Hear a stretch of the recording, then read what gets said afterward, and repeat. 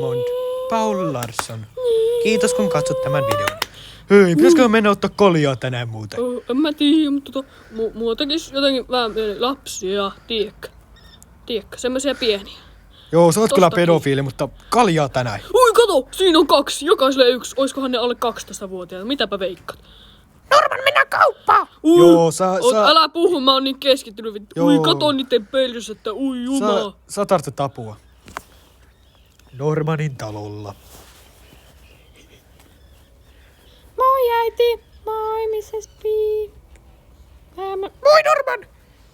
No Norman, mitä vittua sulla on siellä saatana roska vittu siellä taskussa? Mä tultiin hakee Mitä vittua Norman?